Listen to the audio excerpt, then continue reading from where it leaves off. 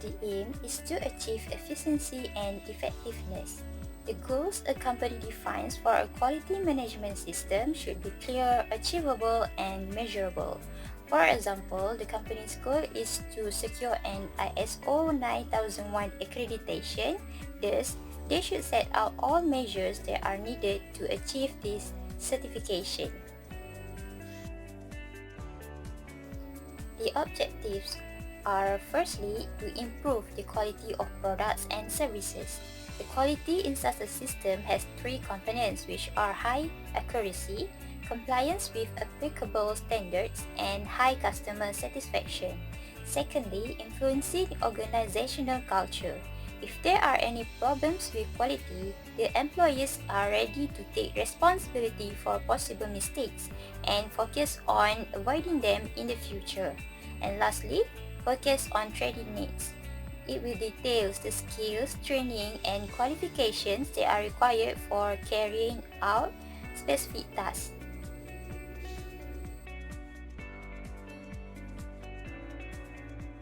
Assalamualaikum, my name is Nur Syamimi Amira binti Azman. I will explain about vision of Total Quality Management System. So firstly, vision of Total Quality Management System is standard used by organization to demonstrate their ability to consistently produce quality product and services that meet customer requirement and to demonstrate continuous improvement. Furthermore, it is to ensure the organization is focused on meeting customer requirement and they are satisfied with the product and services that they receive. Last but not least, it continually improve the organization process by producing the consistent result, preventing mistake, reduce cost, ensuring process are defined and controlled, and lastly, responsibility and accountability are clear, and there is a process of continual improvement.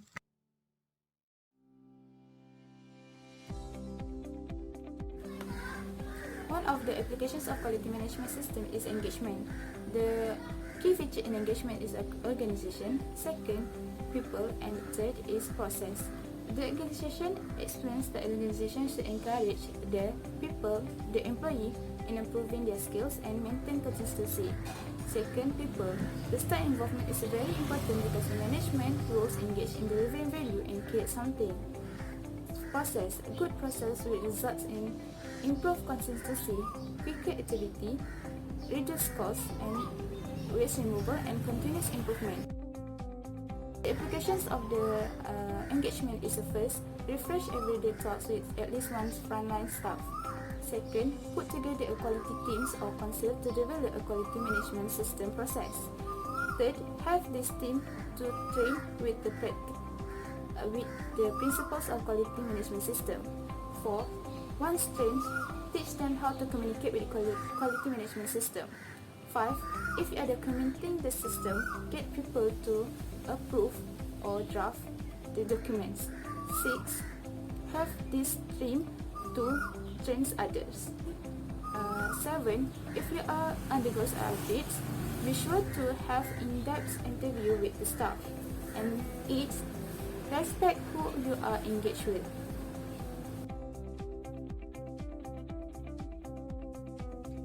Quality Assurance (QA) is a program for a systematic monitoring and evaluation of the various aspects of project, services, or facility to ensure that the standards of quality are being met. It sets the specifications of supplier selections, including requirements of PC and inspections of laying facilities, material testing, existence of supplier, quality, and others.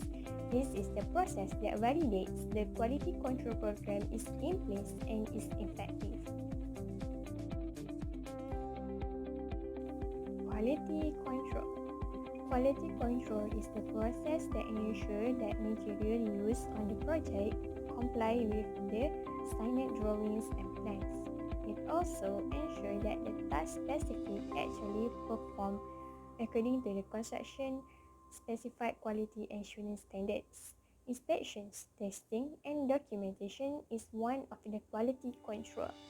The quality control also examines the established quality assurance standards, certify that prospective supplier meets the criteria, and follow through by testing supply part and services.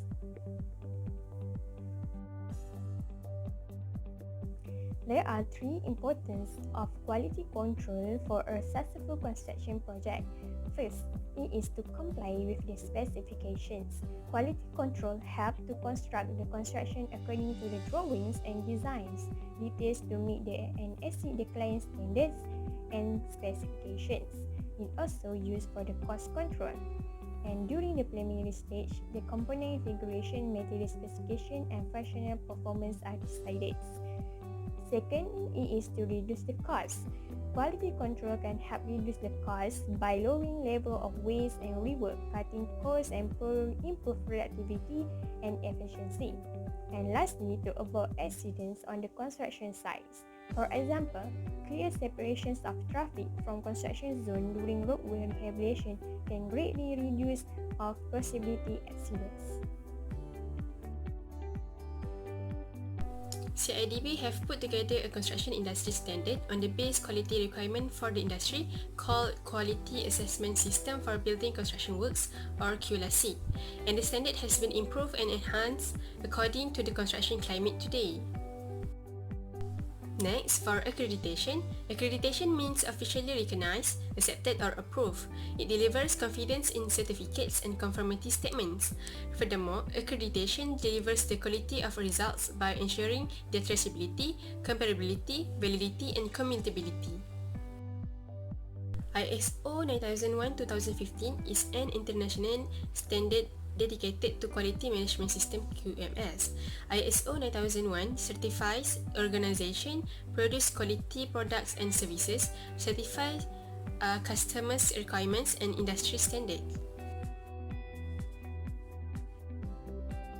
Here are some of ISO 9001 quality management benefits. First, meet customer and regulatory requirements and achieve continuous process improvement. Next is as stated in the slide. Empowerment means giving people authority to make decisions based on what they feel right, have control over their work, take risks, and learn from mistakes, and to promote change.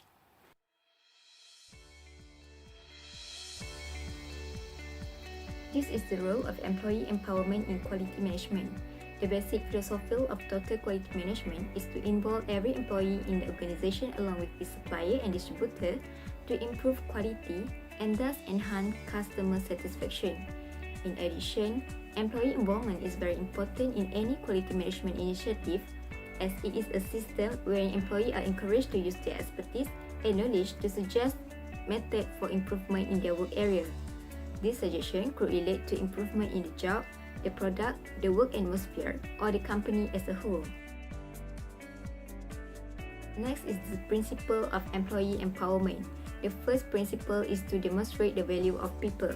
Regard for people shines through in all of action and work. The goal is to ensure and show the appreciation for each people's unique value.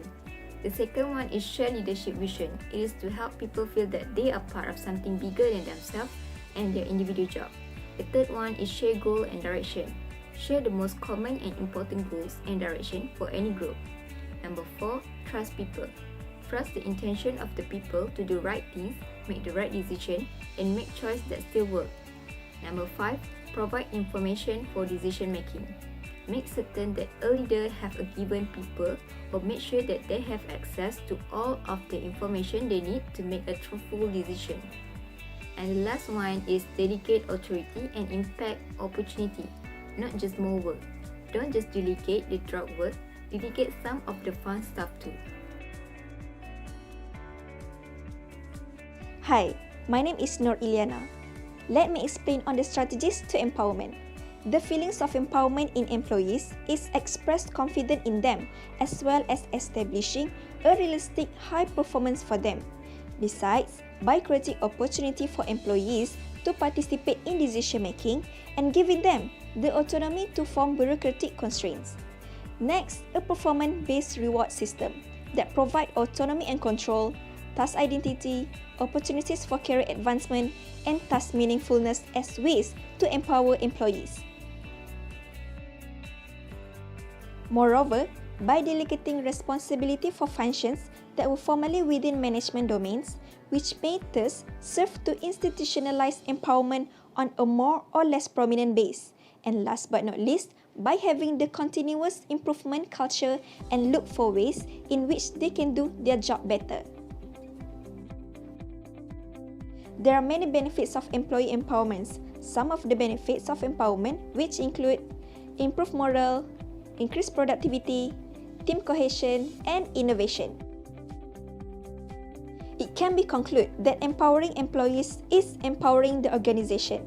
As such, employee empowerment should be totally and collectively embraced to ensure that the organization is steered to greater and maximum success in the achievement of its goal and objective.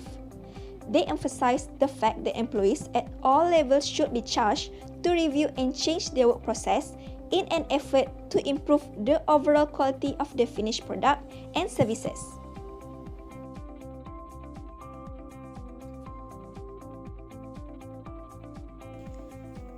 In enhancements of skills and knowledge, firstly, it is involving continuing professional development, CPD. It is an effective participation in contemporary, technology-based knowledge society for voluntary learning and development by employees. CPD can be defined as organized systematic education and training activities in which people take part in order to obtain knowledge or learn new skills in their current fields. In Malaysia construction industry, the construction workforce tends to have very little skills, qualifications and training. Therefore, in-house training, construction managerial and supervision training at the industry level are mostly offered by the few government agencies.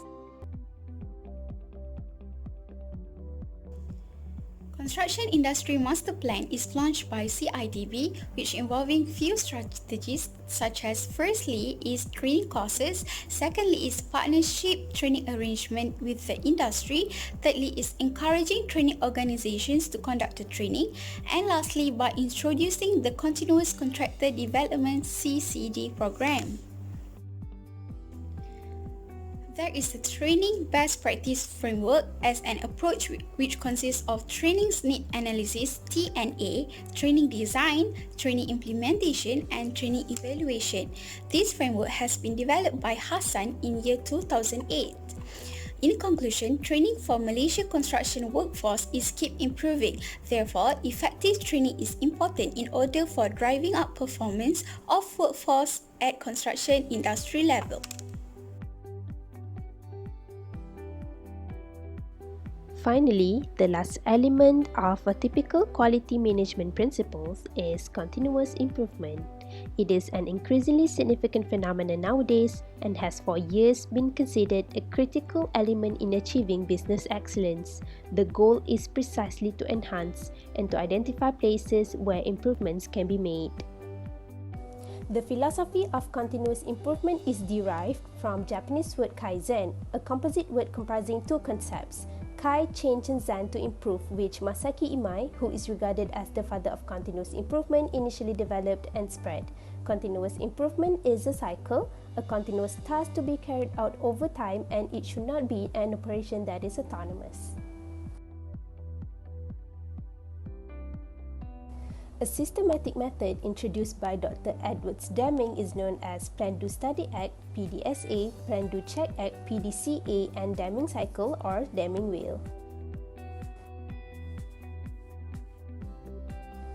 For the application, based on figure shown on screen, continuous improvement can act as a driver and an enabler along with other pillars to contribute in project and organization excellence.